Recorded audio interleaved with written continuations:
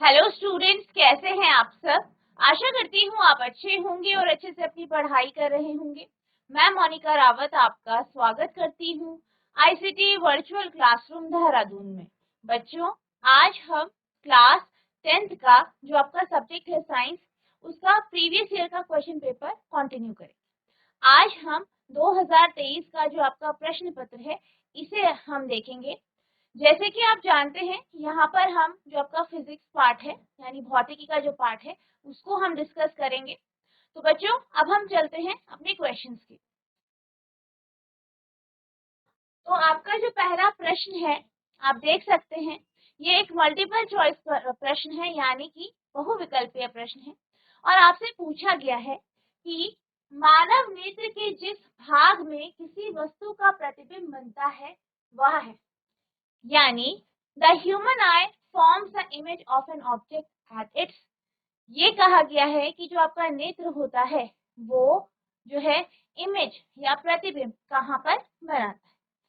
पहला ऑप्शन है कॉर्निया, दूसरा ऑप्शन है परितालिका यानी आइरिस, तीसरा है पुतली यानी प्यूपल, चौथा है दृष्टिपटल। तो आपसे पूछा गया है कि जो मानव नेत्र होता है वो किसी भी वस्तु का जो प्रतिबिंब बनाता है वो किस भाग में बनाता है। अब यहाँ पर अगर हम इनके बारे में बात करें तो सबसे पहले अगर हम बात करें प्यूपल की, प्यूपल यानी जिसे आप पुतली कहते हैं, तो पुतली का कार्य क्या होता है। ये बेसिकली जो है प्रकाश की किरणों की एंटर और एग्जिट को कंट्रोल करती है, यानी इसके माध्यम से जो प्रकाश है वो कंट्रोल किया जाता है। कितना प्रकाश आपकी आंखों के भीतर आएगा ये देखा जाता है। ठीक है, तो बेसिकली ये आपके अपर्चर की तरह कार्य करता है और जो है आपकी आंखों से जो लाइट या प्रकाश की किरणें हैं उनके आने या बाहर जो आने का जो है वो कंट्रोल करता है। आइरिस की बात की जाए, आइरिस परितारिका बेसिकली हमारी आंखों के लेंस को कलर देता है। आपने देखा होगा कि किसी व्यक्ति की आंखें काली होती है, किसी की भूरी होती है, किसी की नीली होती है, तो ये आइरिस के कारण होती है। ठीक है, इसके बाद अगर हम बात करें रेटिना की, तो रेटिना वह भाग है नेत्र का जो क्या करता है, जो कि हमारी जो इमेज बनती है, जो हमारी आंखों के द्वारा इमेज या प्रतिबिंब बनता है जो है वो आपका रेटिना पर ही बनता है। ठीक है, तो रेटिना एक पर्दे की तरह कार्य करता है और इस पर प्रतिबिंब बनता। ठीक है, अब यहाँ पर जैसे कि हमने अभी डिस्कस कर लिया है, आपका आंसर होगा दृष्टिपटल यानी रेटिना। तो रेटिना क्या है, रेटिना आंख का वह भाग है जहां पर प्रतिबिंब बनता है, यानी ये आंख का पर्दा कहलाता है।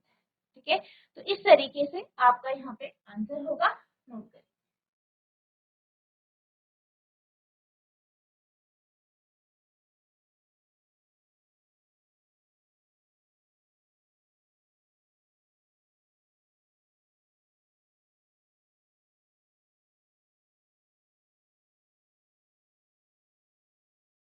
अब हम चलते हैं अगले प्रश्न की ओर।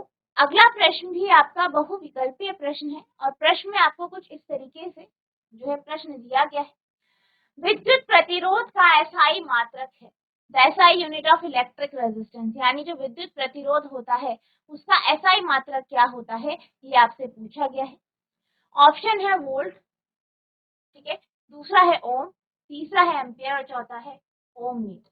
ठीक है, तो पहला है वोल्ट। वोल्ट की बात की जाए तो आप जानते हैं कि वोल्ट किसका मात्रक है, विद्युत विभव, विद्युत विभव।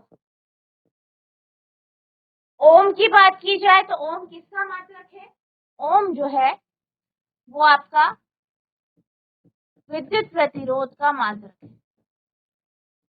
ठीक है, यानी इलेक्ट्रिक रेजिस्टेंस।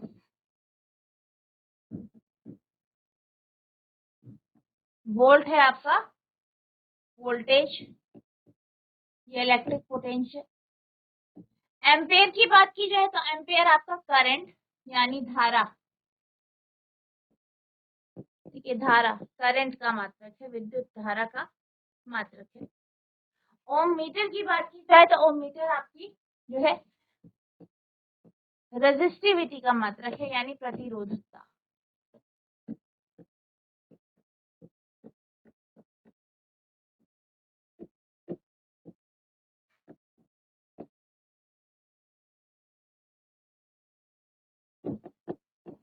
ठीक है, तो ये यहाँ पे इन भौतिक राशियों के मात्रक है।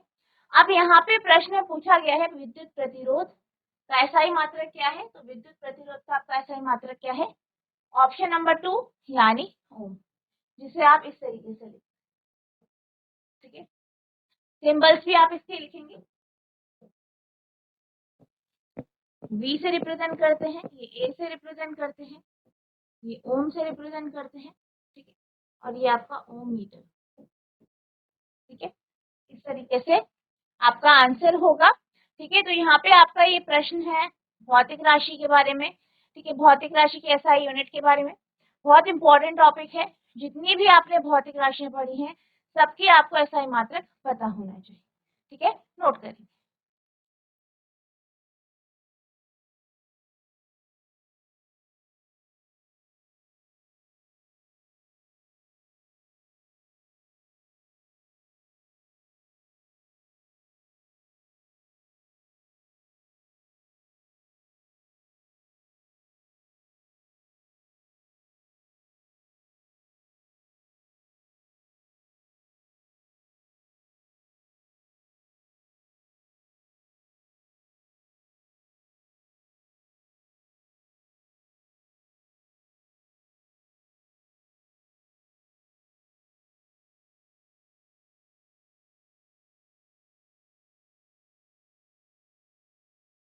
अब हम चलते हैं अगले प्रश्न की ओर। तो आपका अगला प्रश्न है, एक अवतल लेंस की फोकस दूरी 20 सेंटीमीटर है, इसकी क्षमता हो। The focal length of a concave lens is 20 centimeter. Its power will. क्या कहा गया है, कहा गया है कि कॉन्केव लेंस है। ठीक है, कैसा लेंस है, अवतल लेंस है। इसका आपको फोकल लेंथ यानी फोकस दूरी दी गई है, पावर आपको निकालना है।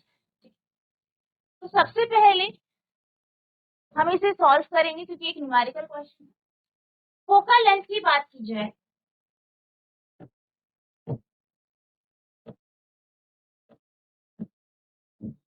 कितना दिया गया है, 20 सेंटीमीटर। अब फोकल लेंथ किसकी है, फोकस दूरी किसकी है, कॉन्केव लेंस।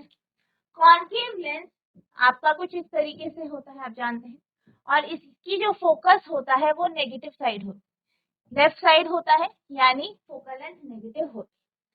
अब इसे आप मीटर में परिवर्तित करेंगे, मीटर में परिवर्तित करेंगे तो इसे डिवाइड कर देंगे 100 से, 100 से, क्योंकि आप जानते हैं 1 मीटर बराबर 100 सेंटीमीटर। तो यह आ जाएगा -0.20 मीटर। पावर निकालनी है, 1/f होता है फॉर्मूला, तो 1/-, 0.20, पॉइंट हटाएंगे, 00 बढ़ जाएगा, 0 से 0 कैंसिल, 2 5 10 यानी -5 डायोप्टर। तो यहाँ पे जो आपका आंसर होगा वो जो है -5 डायोप्टर होगा, यानी आंसर नंबर। ठीक है, तो आपका आंसर है 4th ऑप्शन, -5 डायोप्टर। ठीक है, नोट करें।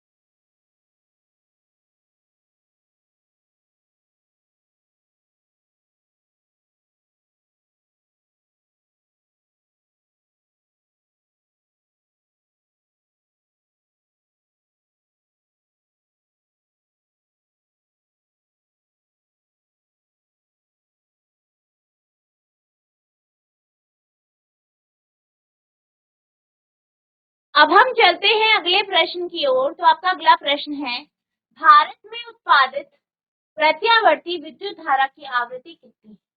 What is the frequency of alternating current AC produce in India.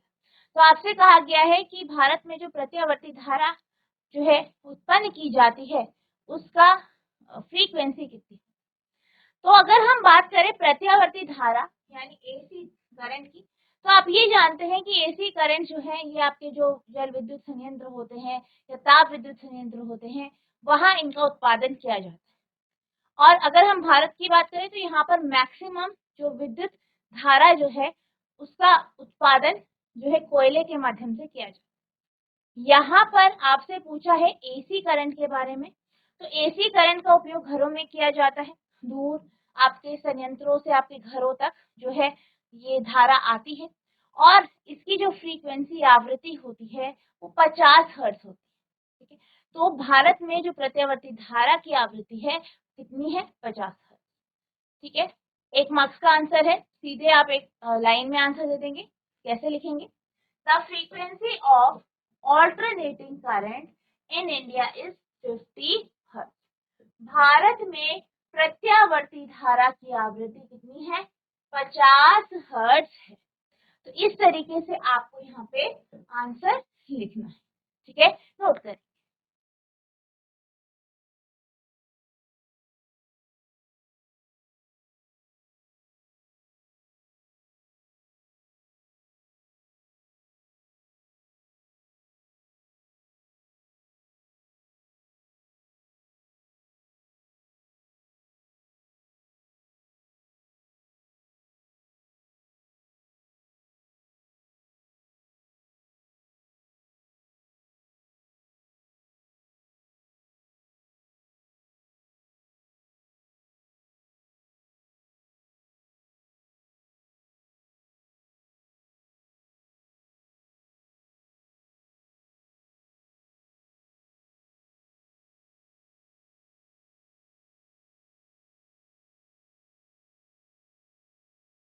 अब हम चलते हैं अगले प्रश्न की ओर। तो आपका अगला प्रश्न है, विद्युत ऊर्जा का व्यापारिक मात्रक है। What is the commercial unit of electric energy.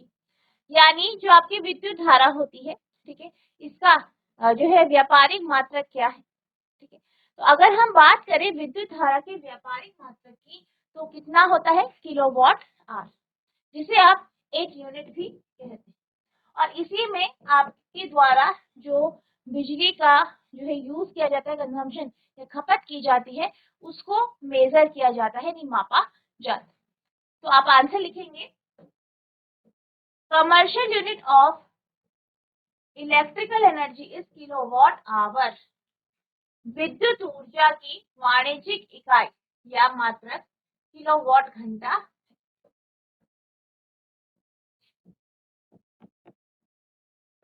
ठीक है, नोट करें।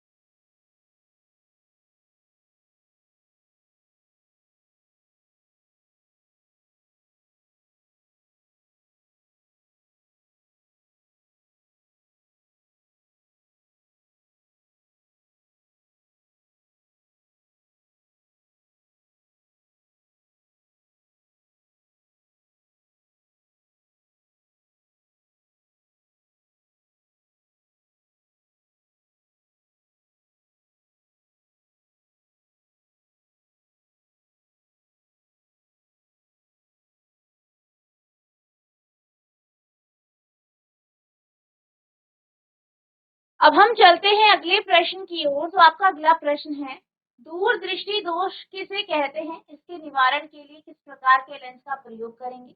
What is hypermetropia, what type of lens is used, for correcting hypermetropia. तो यहाँ पे आपसे पूछा गया है कि हाइपरमेट्रोपिया क्या होता है और इसको किस तरीके से ठीक किया जा सकता है। अगर हम हाइपरमेट्रोपिया की बात करें तो हाइपरमेट्रोपिया एक प्रकार का जो है दृष्टि दोष है।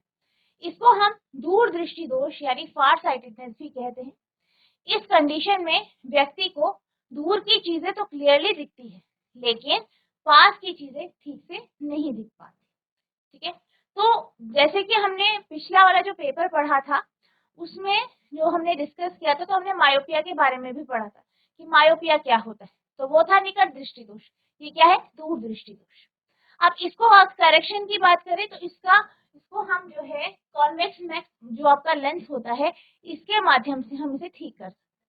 ठीक है, क्योंकि ये क्या है, आपका कन्वर्जिंग लेंस है। तो कन्वर्जिंग लेंस के माध्यम से हम क्या करते हैं, वस्तु की इमेज है वो प्रॉपर रेटिना में बन जाती है।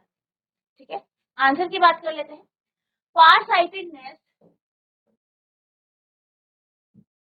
also known as long sightedness, hypermetropia and hyperopia is a condition of the eye where distant objects are seen clearly but near objects appear blurred। क्या कहा गया है कि जो दूर दृष्टि दोष होता है, हाइपरमेट्रोपिया या हाइपरोपिया होता है, इसमें दूर की चीजें तो अच्छे से दिखती है लेकिन पास रखी हुई चीजें धुंधली दिखाई देती। This blur is due to incoming light being focused behind instead on retina। इसमें क्या होता है कि जो लाइट है वो फोकस रेटिना में ना होकर रेटिना के पीछे फोकस होती है, जिस कारण प्रतिबिंब प्रॉपर्ली रेटिना पर नहीं बन पाता। The retina is insufficient accommodation by the lens। और रेटिना पर क्या होता है, आपका प्रॉपर्ली इमेज नहीं बन पाता। ठीक है, यानी लाइट जो है केंद्रित नहीं हो पाती। दूर दृष्टि दोष, जिसे दीर्घ दृष्टि दोष, हाइपरमेट्रोपिया और हाइपरोपिया के नाम से भी जाना जाता है, आपकी एक ऐसी स्थिति है जहां दूर की वस्तु स्पष्ट दिखाई देती है लेकिन पास की वस्तुएं धुंधली दिखाई देती है। यह धुंधलापन लेंस द्वारा अपर्याप्त समायोजन के कारण आने वाली रोशनी से रेटिना पर केंद्रित होने के बजाय पीछे केंद्रित होने के कारण होता है। अब इसे कैसे ठीक किया जा सकता है, by using corrective convex lens, यानी कॉन्वेक्स लेंस, सही कॉन्वेक्स लेंस का उपयोग करके हम इसे ठीक कर सकते हैं। उत्तल लेंस का उपयोग करके हम हाइपरमेट्रोपिया को ठीक कर सकते हैं। ठीक है, तो नॉर्मल आई, जैसे आप यहाँ पे देख सकते हैं, पहला जो डायग्राम है इसमें आपको नॉर्मल आई के बारे में बताया गया है। नॉर्मल आई में क्या होता है, नियर पॉइंट आपका कितना है, 25 सेंटीमीटर। 25 सेंटीमीटर पे वस्तु रखी गई है, उसका प्रतिबिंब रेटिना पे। अगर आंख में हाइपरमेट्रोपिया है यानी दूर दृष्टि दोष है तो क्या होगा, पास जो आपकी रखी हुई जो वस्तु है या जो आपका निकट बिंदु है वहां पर अगर वस्तु रखते हैं, 25 सेंटीमीटर की दूरी पर वस्तु को रखा जाता है तो इमेज रेटिना के पीछे बनती है। ठीक है, और जो निकट बिंदु है वो आगे चला जाता है। अब क्या होता है, हम इसे कैसे ठीक करते हैं, हमने वस्तु कहाँ रखी, 25 सेंटीमीटर की दूरी, बीच में हमने कॉन्वेक्स लेंस यानी उत्तल लेंस लगाया। उत्तल लेंस लगाने के कारण क्या हुआ, जो है आपकी जो किरणें है वो कन्वर्ज हुई।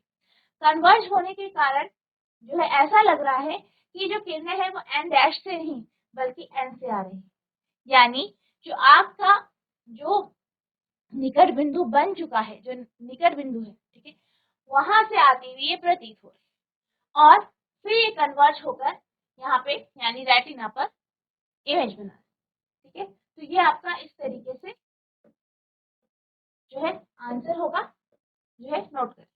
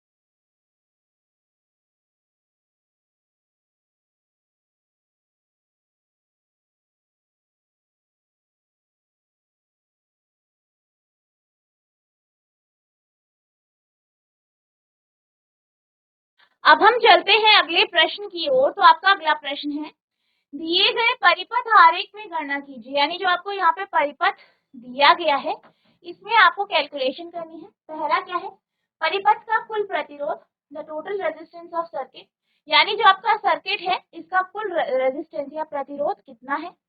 हाँ है, परिपथ में प्रवाहित कुल विद्युत धारा, the total current flowing in circuit, यानी इस सर्किट से कितनी धारा प्रवाहित होगी। तो अगर हम टोटल रेजिस्टेंस की बात करें, कुल प्रतिरोध की बात करें, तो कुल प्रतिरोध कितना है इसकी बात करेंगे। तो यहाँ पे आप देख सकते हैं कि 4 प्रतिरोधक लगाए, इनको हम मान लेते हैं R1, R2, R3 और R4। ठीक है, तो हम मान लेते हैं R1 बराबर 8 ओम,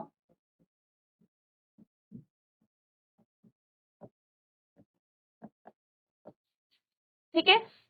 R2 है 4, फिर 6 और 12, 4, 6 और 12। अब यहाँ पे आप देख सकते हैं कि 4, 6 और 12 R2, R3 और R4 पैरेलली कनेक्टेड है, जो है ये पार्श्व क्रम में जुड़े हैं। तो यहाँ पर आप लिखेंगे R2, R3 तथा R4 पार्श्व क्रम में या समानांतर तौर पे जुड़े हैं।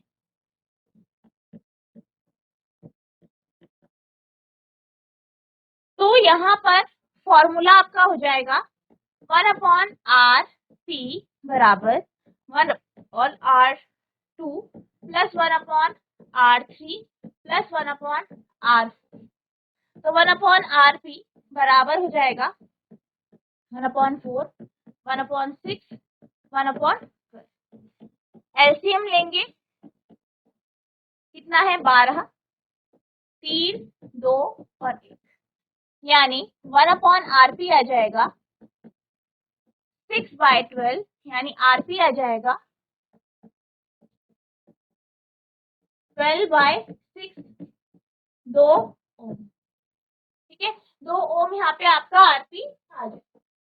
ठीक है, तो यहाँ पे हमारे पास अगर हम इसकी जगह एक इक्विवेलेंट रेजिस्टेंस लगा दे, ठीक है, जिसकी वैल्यू 2 ओम है, ठीक है, हम इसकी जगह इक्विवेलेंट रेजिस्टेंस लगा सकते। अब हम बात करते हैं R1 की। तो R1 इस संयोजन के साथ सीरीज में है, श्रेणी क्रम में है। तो आप लिखेंगे R1 RP के साथ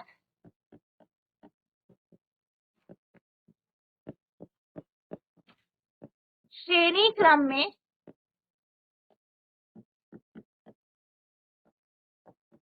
जुड़ा है।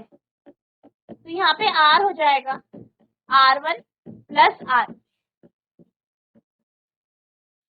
R1 की बात की जाए तो 8 है, RP है आपका 2, 8 प्लस 2 10 ओम। ठीक है, तो यहाँ पे जो आपका परिपथ है इसका प्रतिरोध जो आया है वो 10 ओम आया है। ठीक है, तो यानी प्रतिरोध कितना आया है, प्रतिरोध आप लिखेंगे परिपथ का कुल प्रतिरोध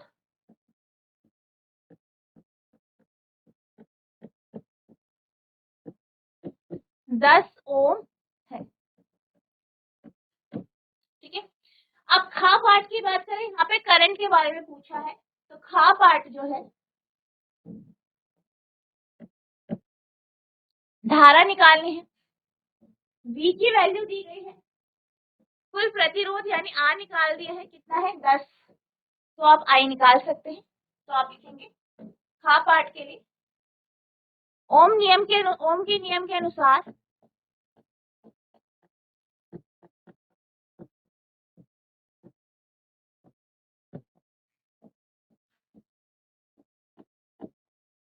V बराबर होता है IR और I बराबर होता है V/R। V कितना है यहाँ पे, V है 12, R है 10 यानी 1/1.2 एम्पियर। तो आप लिखेंगे परिपथ में कुल 1.2 एम्पियर की धारा प्रवाहित होती है। ठीक है, तो इस तरीके से यहाँ पे आपका आंसर आएगा। नोट करें।